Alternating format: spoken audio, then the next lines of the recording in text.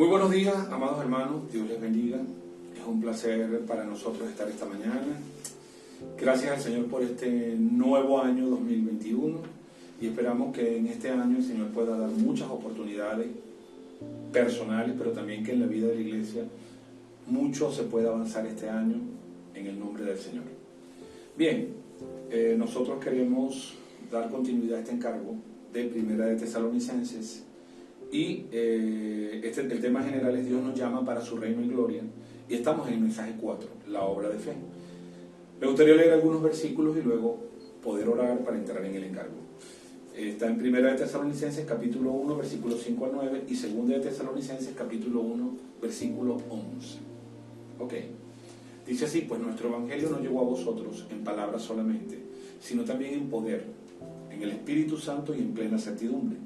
Como bien sabéis cuáles fuimos entre vosotros por amor de vosotros. Y vosotros vinisteis a ser imitadores de nosotros y del Señor, recibiendo la palabra en medio de gran tribulación, con gozo del Espíritu Santo. De tal manera que habéis sido ejemplo a todos los de Macedonia y de Acaya que han creído. Porque partiendo de vosotros ha sido divulgada la palabra del Señor no solo en Macedonia y Acaya, sino que también en todo lugar vuestra fe en Dios se ha extendido, de modo que nosotros no tenemos necesidad de hablar nada. Porque ellos mismos cuentan de nosotros la manera en que nos recibisteis y cómo os convertisteis de los ídolos a Dios para servir al Dios vivo y verdadero. Ahora, 2 de Tesalonicenses capítulo 1, versículo 11. Por lo cual asimismo oramos siempre por vosotros, para que nuestro Dios os tenga por dignos de su llamamiento y cumpla todo propósito de bondad y toda obra de fe con su poder. Señor, esta mañana nosotros oramos pidiendo tu bendición sobre nosotros. Acompaña cada hogar, Señor. Este año se abren nuevos retos, hay nuevos desafíos y nosotros necesitamos, Señor, alinearnos contigo, de modo que podamos cooperar, Señor, para llevar adelante tus encargos en esta tierra. Bendice las iglesias, bendice cada hermano que sirve, bendice el servicio de cada hermano, bendice cada ministerio y que todos podamos avanzar juntos en unanimidad en el nombre de Jesús. Amén. Una de las características que resalta dentro de lo que vemos en Tesalónica es la manera como ellos se convirtieron rápidamente en cooperadores de los encargos, cómo pudieron acompañar la palabra y practicarla. Y esto corresponde al asunto de la obra de fe. Podemos decir que Dios necesita un hombre para poder llevar adelante su encargo, y Dios necesita obediencia para poder practicar ese encargo. Y podemos decir entonces que la fe podemos resumirla de manera pragmática en dos palabras. Y esas dos palabras son, en primer lugar, creer, y en segundo lugar, obedecer. Dígale al hermano que tiene al lado: creer y obedecer. Nuevamente, creer y obedecer. Si el Señor logra que podamos creer y que podamos obedecer, Dios va a poder hacer muchas cosas en esta tierra con nosotros. Dios llamó a un hombre en Génesis capítulo 12, versículos 1 al 3. Y este hombre fue Abraham. Y le dio una palabra. Dice: pero Jehová había dicho a Abraham: vete de tu tierra y de tu parentela y de la casa de tu padre a la tierra que te mostraré. Y cuando Dios le da esta palabra a Abraham, Dios simplemente le da una palabra para que Abraham crea. Abraham podía haber creído o no. Y haré de ti una nación grande y te bendeciré y engrandeceré tu nombre y serás bendición. Bendeciré a los que te bendijeren y a los que te maldijeren maldeciré. Y serán benditas en ti todas las familias de la tierra. Y por creer y obedecer, Dios pudo hacer grandes cosas con este hombre. También en la misma experiencia, antes de Abraham vino Noé. Y nosotros tenemos en Génesis capítulo 6, versículos 13 y 14, que Dios da unas instrucciones a Noé. Dijo pues Dios a Noé: he decidido el fin de todo ser, porque la tierra está llena de violencia a causa de ellos, y aquí yo los destruiré con la tierra. Hazte un arca de madera de gofer, harás aposentos en el arca, y la calafata harás con brea por dentro y por fuera. Dios le dio unas instrucciones a Noé. Noé halló gracia, y Noé no cuestionó nada. Noé le dijo, pero ¿cómo es eso que vas a destruir todo? ¿Cómo es que tengo que hacer un arca? Simplemente Noé creyó y obedeció. Y tenemos la experiencia de Moisés en Éxodo capítulo 3. Éxodo capítulo 3, versículo 7 hasta el 10.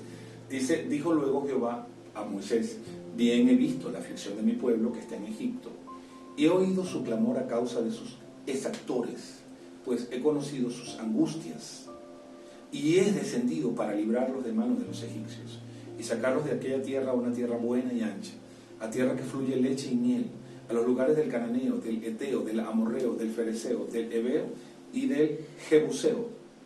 El clamor pues de los hijos de Israel ha venido delante de mí, y también he visto la opresión con que los egipcios los oprimen. Ven por tanto ahora, y te enviaré a Faraón, para que saques de Egipto a mi pueblo, los hijos de Israel.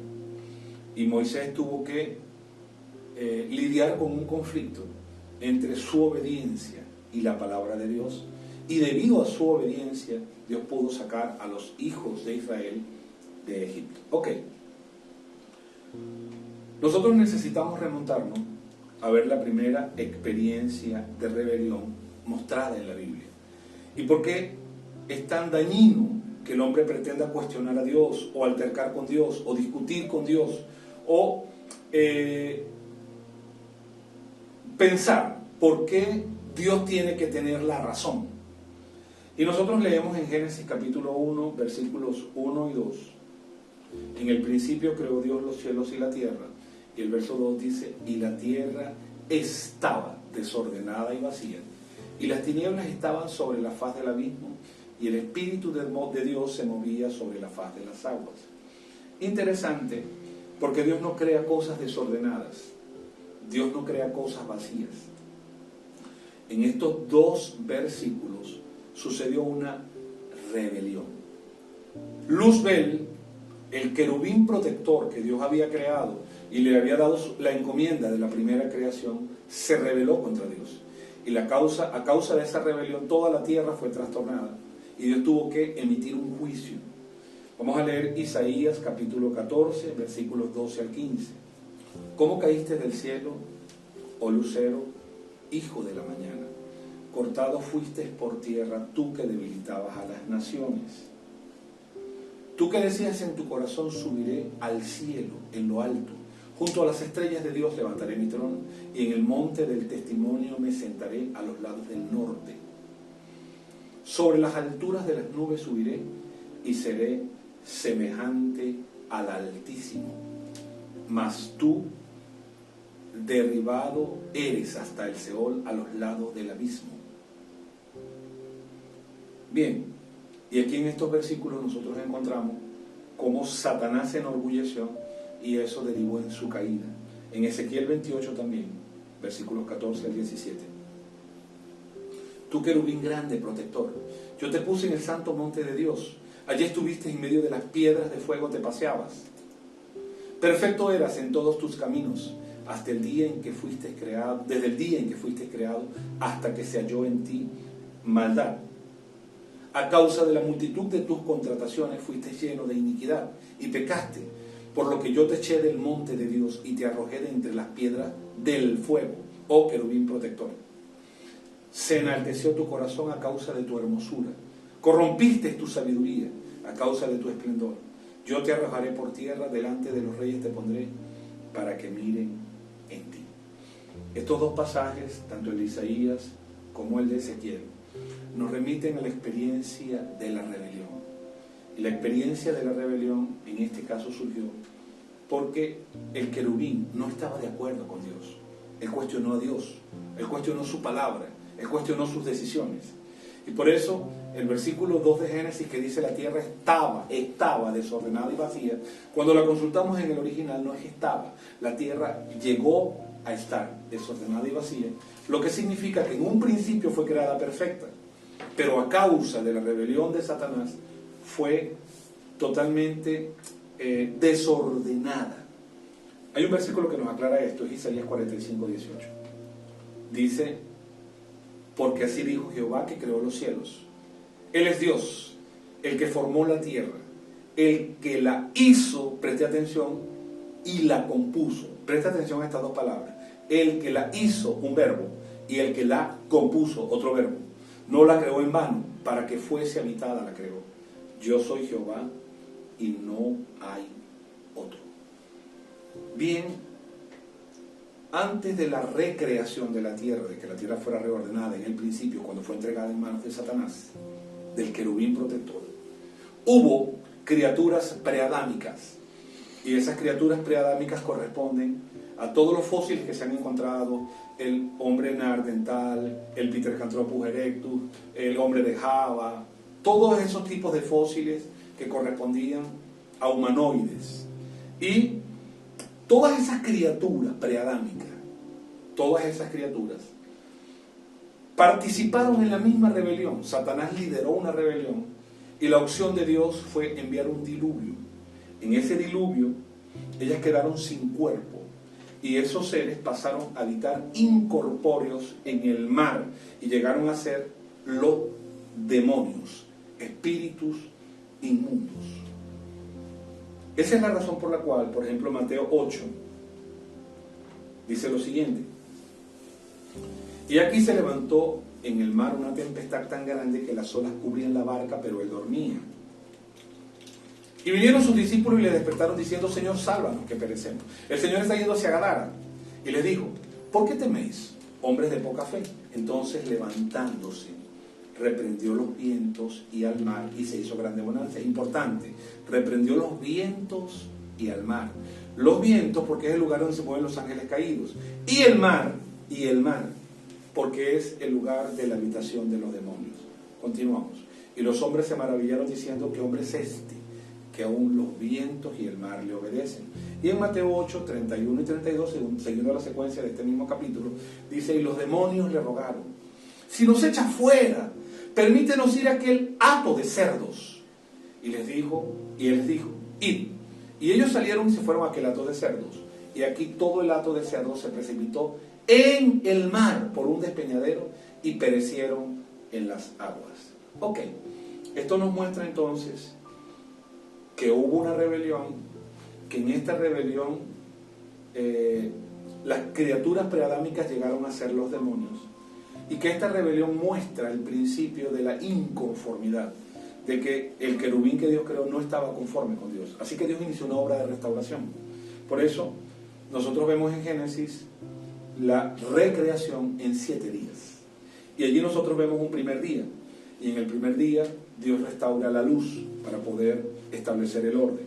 En el segundo día Dios toma el firmamento y separa las aguas de las aguas. En el tercer día surge la tierra seca de entre las aguas. En el cuarto día surge el sol, la luna, las estrellas, y se separa el día de la noche. En el quinto día vemos la multiplicación. Allí hay aves, animales marinos, monstruos marinos.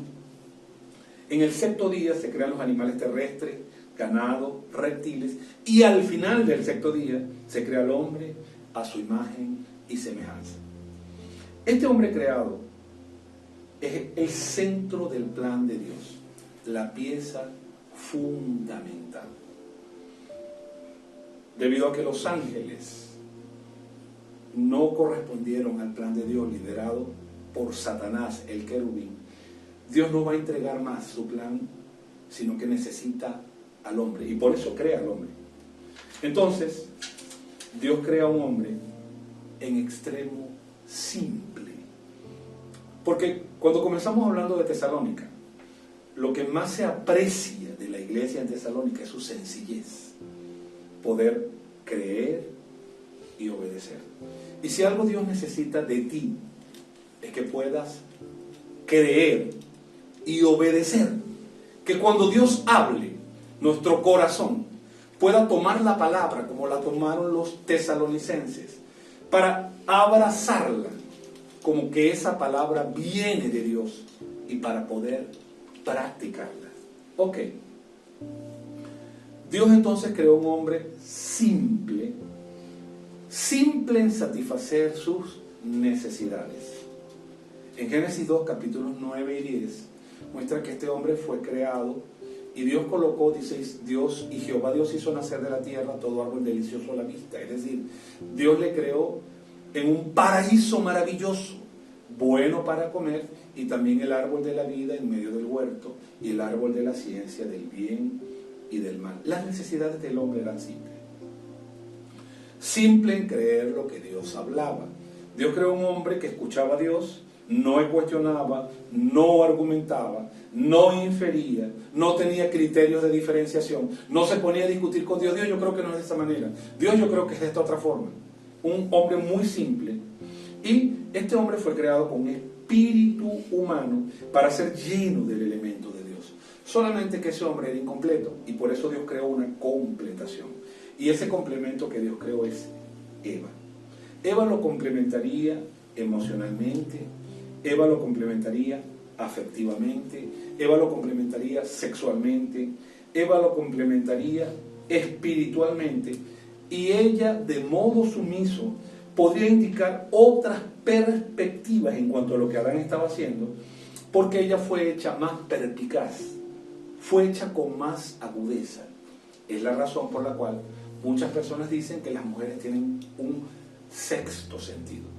Este sexto sentido era para poder ayudar a Adán. Era como si Adán no tuviera 2 ojos, tuviera 4 ojos, tuviera sus 2 ojos más los ojos de su esposa, que podían notar detalles que él no notaba. En la forma como Adán tomaba su encomienda, Eva debía ser su complemento, pero Eva no debía cuestionar lo que Dios había dicho. Eva simplemente debía ayudar a Adán en su encomienda. Eva fue creada más débil que Adán para poder necesitar de la protección de Adán.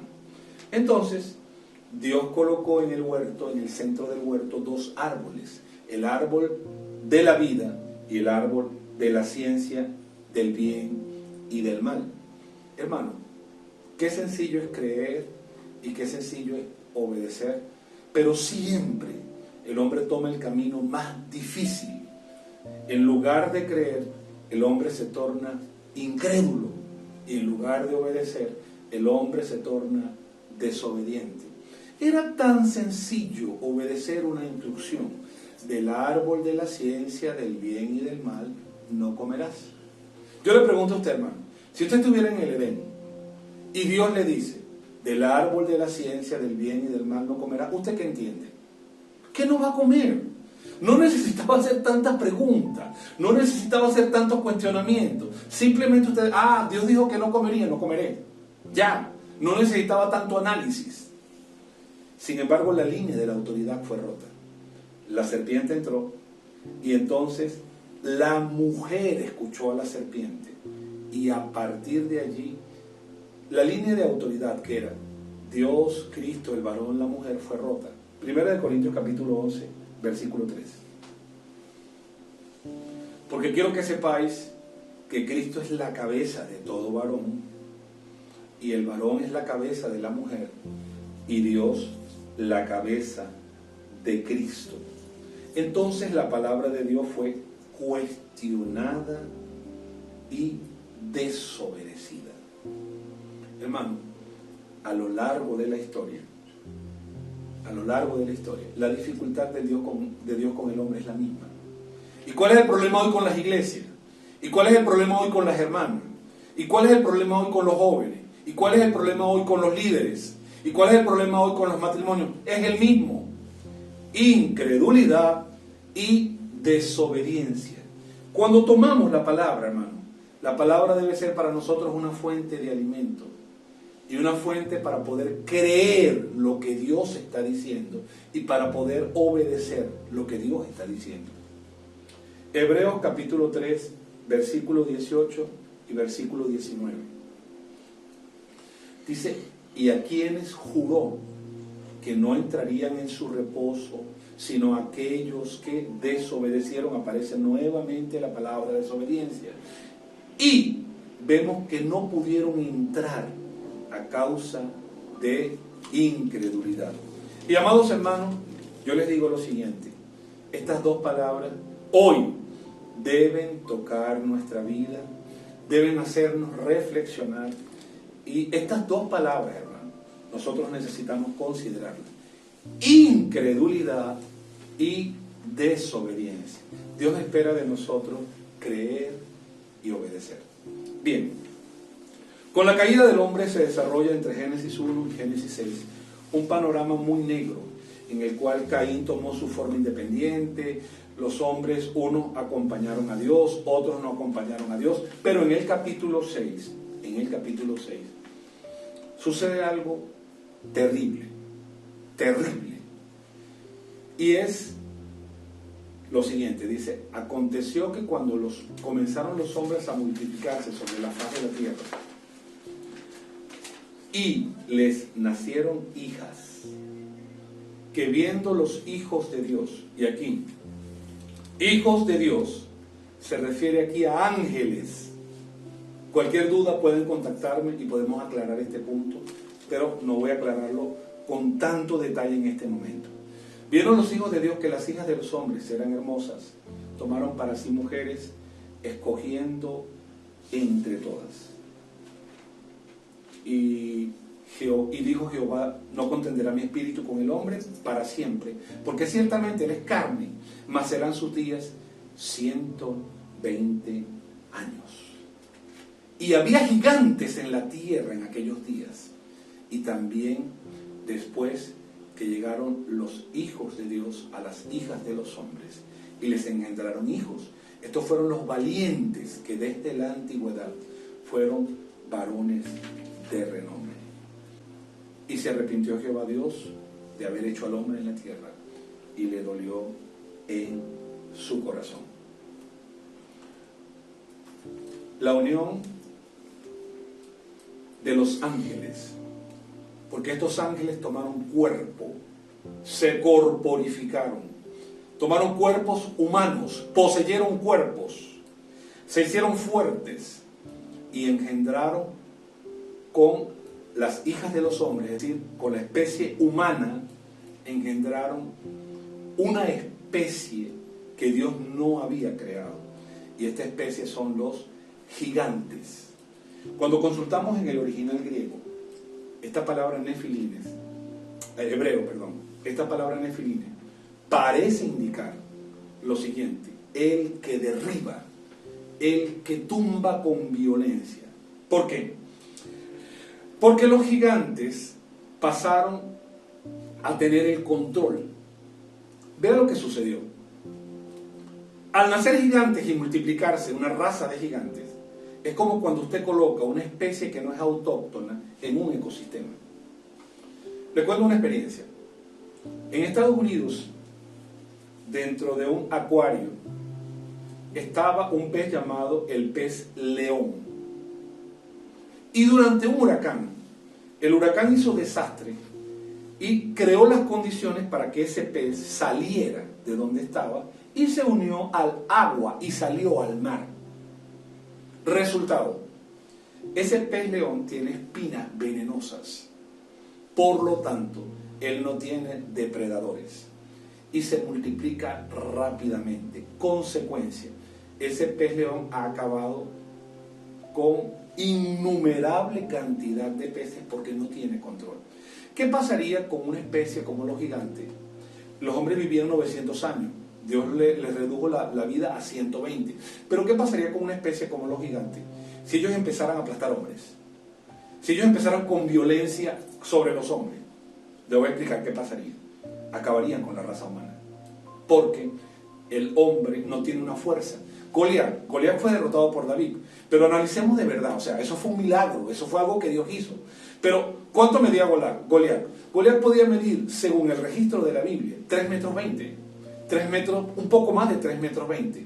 Imagínense un hombre de 3 metros 20, imagínense un hombre de un cuerpo de 3 metros 20 con un humano normal, que un humano normal puede estar en promedio de estatura 1,70, 1,75, 1,80. Casi le duplica, hermano. Cuando ese gigante quiere hacer fuerza, ¿quién tiene más fuerza? Por supuesto, el gigante. Cuando él venga a matar, ¿quién va a tener más posibilidades de salir con vida? El gigante. Cuando él quiere hacer violencia, ¿quién lo detiene? Tiene más fuerza. Y eso haría que la raza que Dios creó, el hombre que Dios necesitaba, se extinguiera en la tierra. Si Dios permitía que la raza de gigantes continuara, el hombre sería extinguido y el plan de Dios sería frustrado. Y a causa de eso, Dios tuvo que enviar el diluvio y acabó con toda la raza humana, dejando solamente vivo a Noé. Cuando Noé sale del arca, él agradece a Dios, tenemos nuevamente al hombre, pero el hombre es de corazón duro. Y cuando Noé tuvo hijos, y después de engendrar Noé a Cus, uno de sus hijos, precisamente el que le dio más dolores de cabeza, Cus engendra a Nimrod. Entonces, este hombre empezó a crear una civilización de nuevo con las mismas características: desobediencia e incredulidad. Una población rebelde, un hombre rebelde. Porque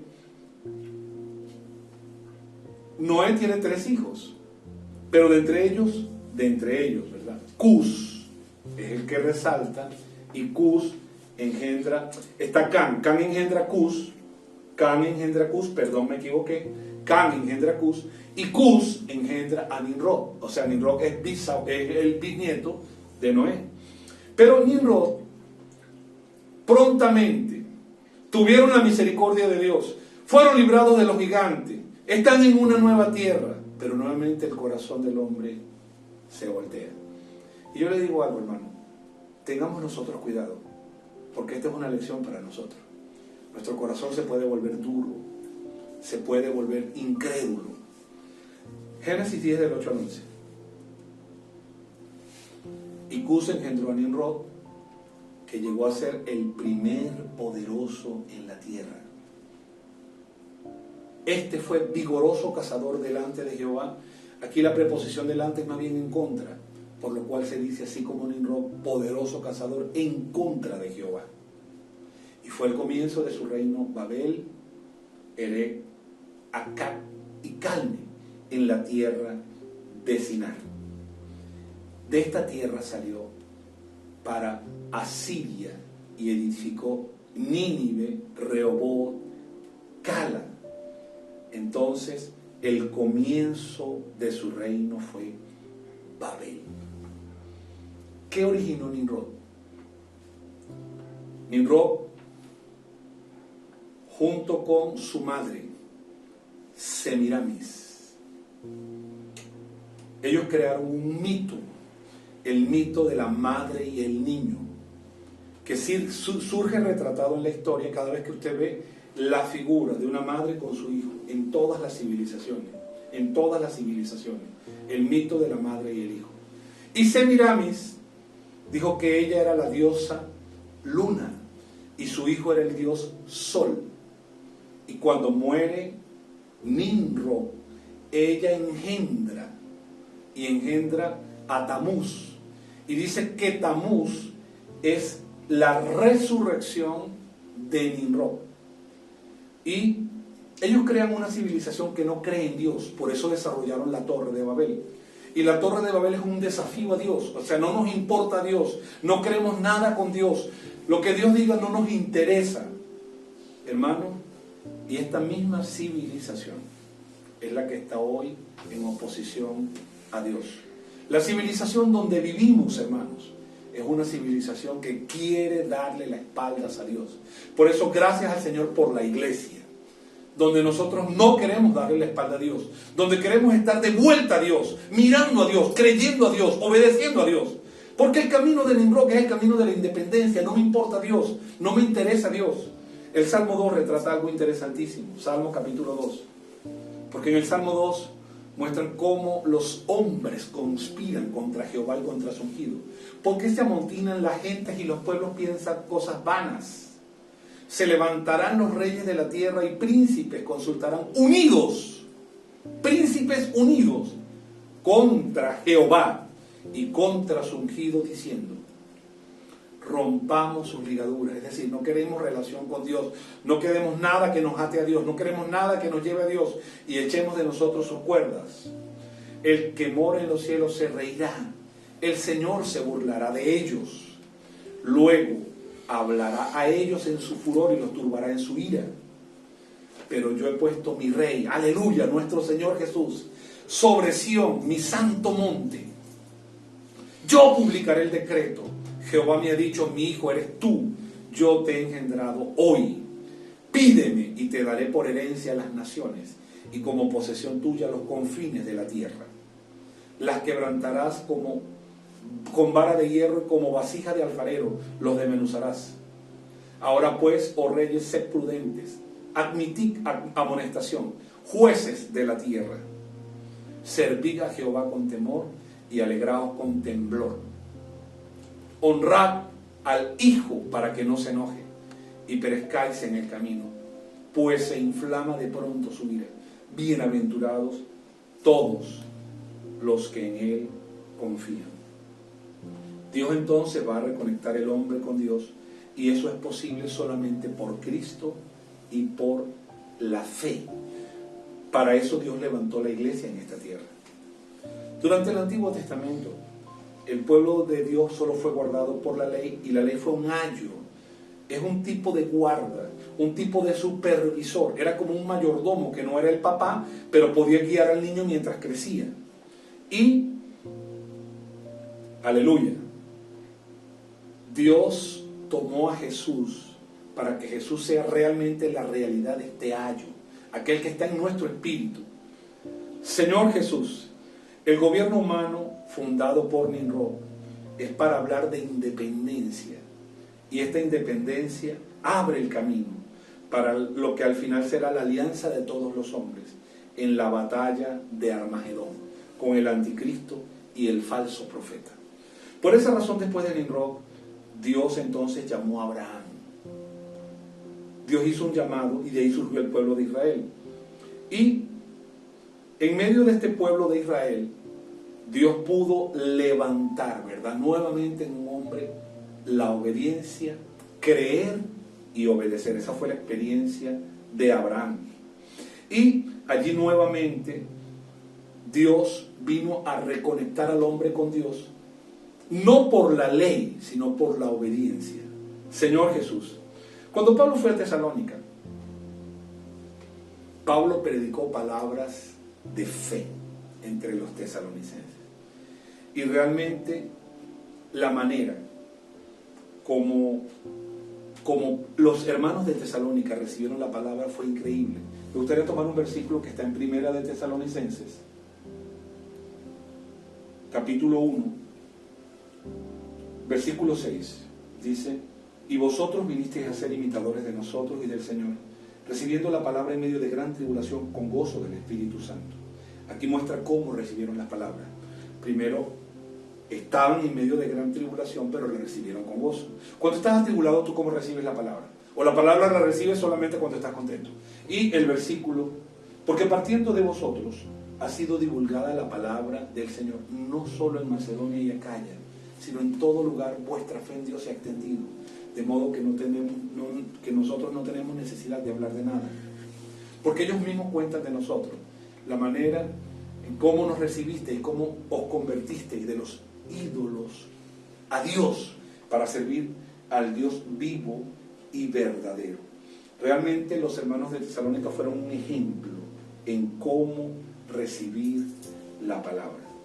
Ok, yo quisiera mostrar 3 gráficos, ¿verdad? Y antes de estos 3 gráficos quiero tomar un versículo en Romanos 10:17. Así que la fe, estamos hablando de la fe, la obra de fe. La fe es por el oír, y el oír por la palabra de Dios. Ok, vamos al primer gráfico. Ok, quisiera visualizar en este gráfico lo siguiente. Aparece la palabra fe precedida de un artículo, la fe, y aquí está en mayúscula. Y aparece otra palabra fe a su lado derecho, ¿verdad?, sin artículo y en minúscula. La primera fe, la que está a su lado izquierdo, que dice la fe, es lo que nosotros llamamos la fe objetiva. Ella no cambia, ella no cambia, ella es constante, ella permanece, ella se refiere a Cristo fuera de nosotros. Está la segunda fe, la que está en minúscula, esa fe sí cambia, esa es su fe subjetiva, porque ella puede aumentar, ella puede crecer o ella puede debilitarse. Ahora, todos nosotros necesitamos, y el proceso de Dios, es que la fe que está al lado izquierdo, la fe objetiva, pase, penetre, llegue hasta la fe subjetiva. Y esa fe subjetiva tiene relación con un cambio en nuestro espíritu, en nuestra alma y en nuestro cuerpo. Ok. Entonces, ¿cómo esa fe objetiva llega a entrar dentro de nuestra fe subjetiva? Yo tengo un ejemplo. A ver, cuando usted consume azúcar, esa azúcar necesita llegar a sus células. Y ese azúcar en sus células es energía. Podemos decir que es ATP. Y sus células la queman, la combustionan, eso es un combustible, para que usted pueda pensar, usted pueda moverse, etcétera, etcétera. Pero ¿cómo ese azúcar entra en sus células? Entonces usted necesita que su páncreas genere insulina. La insulina es el vehículo para transportar el azúcar de su sangre hacia sus células. De la misma forma, la fe nuevamente necesita entrar en nuestra fe subjetiva. Hay una sola forma de hacer eso, y esa forma es la palabra.